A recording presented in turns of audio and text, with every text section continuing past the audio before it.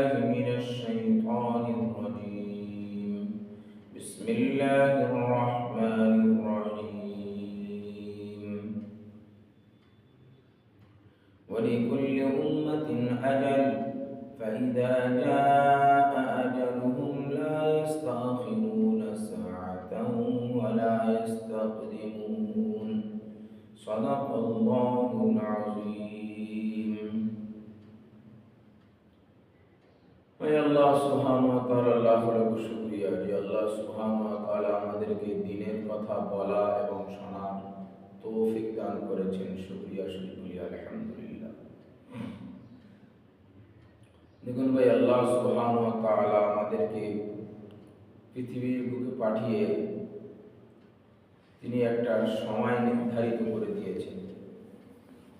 তিনি বলেছেন সূরা আরাফের 34 নম্বর আয়াত, আল্লাহ সুবহানাহু ওয়া তাআলা কি বলছেন যে আমি প্রত্যেক সম্প্রদায়ের জন্য একটা সময় নির্ধারিত করে দিয়েছি। প্রত্যেক সম্প্রদায় একটা সময়ের মধ্যে ঘিরে আছে।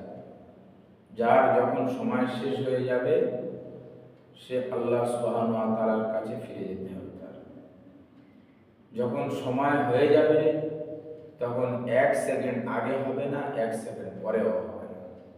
ঠিক নির্ধারিত সময় মালাকুল মউত এসে আমাদের জান কবজ করে নেবেন। সেই জন্য আমাদের প্রত্যেককে সময়ের গুরুত্ব দেওয়া একান্ত উচিত। কেননা কথায় বলে সময় সোনার থেকেও বেশি দামি। কেন? যে পৃথিবীর কোনো জিনিস, কোনো নিয়ামত, কোনো কিছু একবার চলে গেলে দ্বিতীয়বার ফিরে পাওয়ার সম্ভাবনা আছে, কিন্তু সময় একবার অতিবাহিত হয়ে গেলে, সময় একবার আমাদের থেকে চলে গেলে সেই সময় পুনরায় ফিরে পাওয়ার সম্ভাবনা নেই। যার জন্য সময় সোনার থেকেও বেশি। আজকে আমরা সময়কে গাফলতি করে সময়কে অপচয় করছি। বিখ্যাত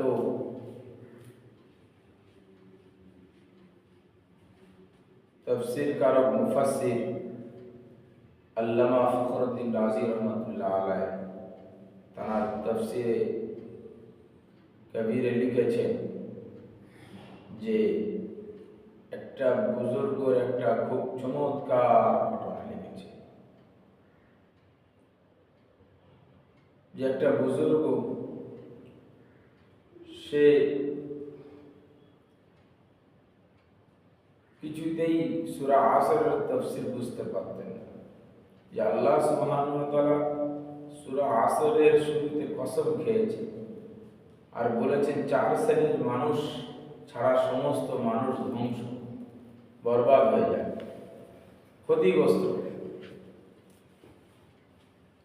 তার সময়ের সাথে এই 4টে আমলের কি যোগাযোগ আছে? সেই 4টে আমল কি? ইল্লাল্লাযিনা আমানু, যারা ঈমান এনেছে, ঈমান আনার কাজে যারা সময় ব্যয় করেছে, ওয়া আমিলুস সালিহাত, যারা আমালে সালিহাত করার জন্য সময় ব্যয় করেছে, ওয়া তাওয়াসাউ বিল হক ওয়া তাওয়াসাউ বিস সাবর, যারা হকের পথে দাওয়াত দেওয়ার কাজে সময় ব্যয় করেছেন এবং যারা ধৈর্য সবর করেছেন এবং তার সেই কাজে সময় ব্যয় হয়েছে। এই 4টে জিনিস ছাড়া, 4টে গুণ যে মানুষের মধ্যে থাকবে তারাই একমাত্র ক্ষতিগ্রস্ত নয়, বাদ বাকি সবাই ক্ষতিগ্রস্ত। বুজুর্গ মনে করছেন যে এই 4টে জিনিসের সাথে সময়ের কি মূল্য আছে, সময়ের কি সম্পর্ক আছে। তো উনি একদিন বাজারে গেলেন। বাজারের অপর প্রান্ত থেকে আওয়াজ আসছে, তোমরা আমার ওপর রহম করো, তোমরা আমার ওপর রহম করো।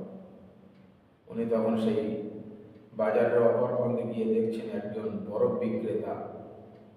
সে বলছে যে তোমরা আমার ওপর রহম করো, নচেত আমার পুঁজি গলে শেষ হয়ে যাবে।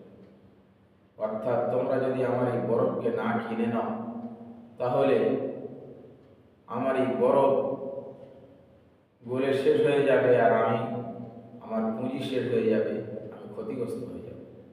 তখন উনি সূরা আসরের তাফসীর বুঝতে পারলেন যে হ্যাঁ, বরফ যেমন গলে গলে শেষ হয়ে যায় সময়ের ওই রকমভাবে সময়ের সাথে সাথে আমাদের হায়াতও শেষ হয়ে যাচ্ছে, আমাদের জীবনটাও শেষ হয়ে যাচ্ছে। সেই জন্য আমাদের জীবন শেষ হয়ে যাচ্ছে, আর আল্লাহ সুবহানাহু ওয়া তাআলা যে চারটি জিনিস বলেছেন, সেই চারটি জিনিস এখনো পর্যন্ত আমাদের জিন্দেগিতে আনতে পারলাম না, তাহলে তো আমরা ক্ষতিগ্রস্তই বরাবর। অর্থাৎ আমাদের জিন্দেগি বরফের মতো গলে গলে গলে গলে শেষ হয়ে যাচ্ছে।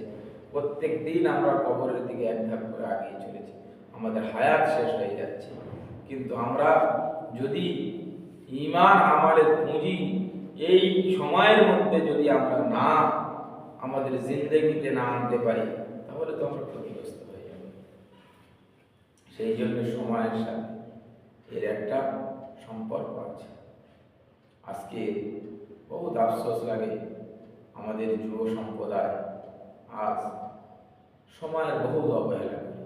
আমরা মনে করি যে আমাদের এখন অনেক সময় আছে, এখন নামাজ রোজা করে কি, আমাদের অনেক বয়স আছে, এখন আমরা বুড়ো হই। তারপর যুব সমাজদের কাছে আমার আবেদন, মেন সময়টা হলো যুবক অবস্থা, জওয়ানি অবস্থা, মেন সময়টা।